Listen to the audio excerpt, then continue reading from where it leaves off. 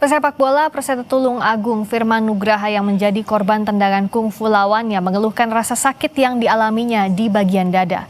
Firman menunjukkan memar-memar di bagian dada bekas tendangan sepatu bola. Sampai sekarang dada saya masih sakit. Gimana sekarang kondisinya dada? Sudah dilihat? Oh, seperti ini. Oke, terima kasih. Siap. Mas Firman. Klub Liga 4 Zona Jawa Timur Putra Jaya Pasuruan memecat pemainnya Hilmi Gimnastiar buntut tendangan horor ke pemain Perseta Tulung Agung. Putra Jaya Pasuruan menyebut tindakan Hilmi melanggar aturan fair play dan menyalahi koridor aturan sepak bola.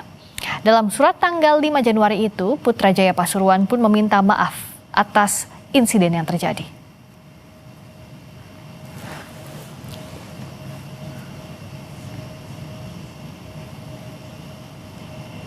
Komite Disiplin PSSI ikut angkat suara terkait insiden tendangan kungfu pemain sepak bola Putra Jaya Pasuruan Hilmi Gimnastiar.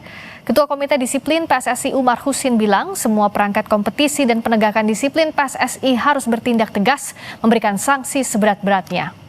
Ketua Komite Disiplin PSSI Jumadi Abdi bilang insiden tendangan tak sportif pernah menewaskan pemain PKT Bontang Jumadi Abdi pada 2009. Karena itu dia mengingatkan pemain sepak bola harus dilindungi dengan aturan dan disiplin yang ketat. Ia mengimbau pemberian sanksi seberat-beratnya kepada pesepak bola Putra Jaya Pasuruan Hilmi Gimnastiar yang sengaja mengarahkan tendangannya ke arah dada pemain lawan. Kalau memang naluri daripada rekan-rekan pemain sepak bola ingin mencederai lawan atau ingin bertanding dalam hal yang berbeda dalam bela diri, silahkan memilih jalur olahraga yang lain, yaitu jalur olahraga bela diri. Mungkin bakat Anda akan lebih tersalurkan. Tempat Anda bukan di sepak bola. Dan kami menghimbau kepada semua perangkat yang berkaitan dengan penegakan kode disiplin PSSI agar untuk tidak ragu-ragu untuk menjatuhkan hukuman yang seberat-beratnya. Aksi horor dilakukan pesepak bola Putra Jaya Pasuruan dengan menerjang dada pemain lawan.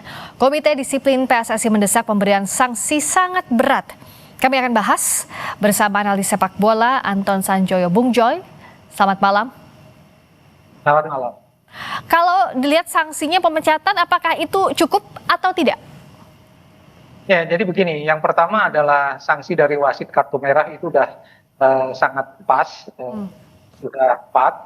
Yang kedua ada pemecatan dari klub Putra Jaya sendiri yang saya rasa itu juga tepat karena sebelumnya kan mereka sempat di media sosial tidak merasa bersalah ya kira-kira gitu. Tapi respon selanjutnya menurut saya oke lah dia dipecat karena memang pelanggarannya menurut saya itu bukan cuma sekadar profesional foul, tapi juga itu udah niat untuk untuk mencederai lawan dan niat itu memang ada harganya. Dan Komite Disiplin saya rasa juga sudah memberikan sinyal bahwa akan ada hukuman atau sanksi yang berat sekali ya. Dan saya rasa kalau dia di expel dari sepak bola seumur hidup, saya rasa pas juga lah karena ya dalam undang-undang keolahragaan nasional juga kan sebetulnya hal yang paling utama adalah melindungi atlet salah satu pasal. Jadi saya rasa itu penerapan dari undang-undang juga. Tapi kita harus melihatnya dari perspektif yang lebih luas. Misalnya pada tahun 2009 kan ada juga kasus Jumadi Abdi, tapi waktu itu kan belum ada musim viral-viralan ya. Yeah. Dan kasusnya waktu itu hanya diganjar kartu kuning dan kemudian Komisi Disiplin hanya menjatuhkan sanksi 4 bulan. Nah, itu harus menjadi pelajaran berharga juga. Cuma di negara-negara lain pun sering terjadi hal seperti itu, bahkan di Inggris kita ingat juga Roy Keane pernah menendang secara sengaja Alf Inge Haaland, nggak ada hukuman yang menurut saya yang membuat gerah, ya kan? Di Piala Dunia pernah ada, Patrick Battiston juga pernah diterjang oleh Harald Schumacher, Nigel de Jong pernah menerjang Xavi Hernandez. Persoalannya adalah memang hukum FIFA dan hukum umum di semua negara termasuk Indonesia itu tidak relate, tidak berhubungan. Ini yang menurut saya harus dipikirkan ulang.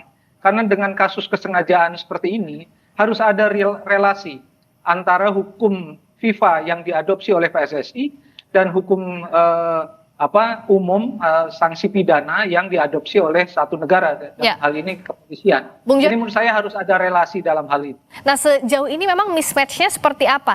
Kalau kita lihat kan tadi ada niat, ada intensi, bahkan itu mencelakai pemain lawan karena sasarannya dada pemain lawan, itu jelas organ vital di sana. Nah, apa sebenarnya yang membuat para pemain ini, apalagi bukan kasus pertama, berulang, tidak ada efek jera atau bahkan takut untuk melakukan hal itu?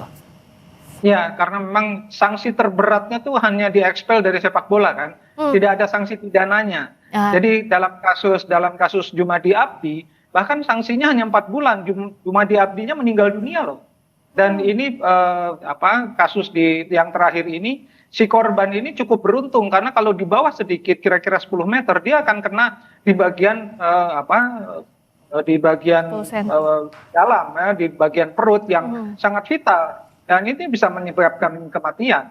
Nah, ini kan nggak boleh terulang lagi. Dan yang saya bilang tadi harus ada kajian ya, bagaimana menghubungkan undang-undang FIFA dengan undang-undang kriminal di Indonesia. Karena masing-masing negara diberi kebebasan sebetulnya oleh FIFA untuk membentuk hukumnya sendiri, tapi tidak boleh melenceng dari hukum FIFA. Nah, ini kan sebetulnya bisa lah ada negosiasi di antara hukum PSSI dan hukum di ranah pidana. Saya rasa harus dibuat jembatannya, para ahli hukum harus berkumpul untuk memikirkan hal ini, dan ini tidak boleh terulang lagi. Sejauh ini memang pembinaannya itu seperti apa sih, Bung Joy? Ini kan di Liga 4, apakah di Liga 1 juga punya masalah yang sama? Liga 1 relatif tidak terlalu tidak sebrutal ini ya, karena kan memang spotlight ada di mereka di Liga Super sekarang. Nah, jadi pasti akan lebih berhati-hati juga ya, Bung Joy ya? Betul, ada siaran TV yang hampir tidak pernah absen kan? Ya. Kemudian media sosial semua sekarang memancarkan semua siarannya di jejaring mereka. Jadi sebetulnya kasus-kasusnya agak jarang, tapi selalu ada terjadi. Dan di Thailand pun pernah terjadi hal yang sama, kira-kira 2 tahun yang lalu pemainnya dihukum sanksi berat, tidak boleh berkecimpung di sepak bola. Tapi itu kan hanya hukum dalam ranah FIFA. Menurut saya harus ada kaitannya hukum di ranah FIFA dengan hukum umum yang berlaku di satu negara. Karena menurut saya FIFA memperbolehkan regulasi-regulasi mereka kemudian direkayasa supaya fix dengan satu negara ya. Saya rasa di Indonesia mungkin sudah waktunya untuk dibentuk undang-undang yang baru tentang keolahragaan menyangkut keselamatan atlet nggak cuma di sepak bola, hampir di semua lapangan yang sifatnya pertandingan ya, bukan perlombaan, yang sifatnya pertandingan.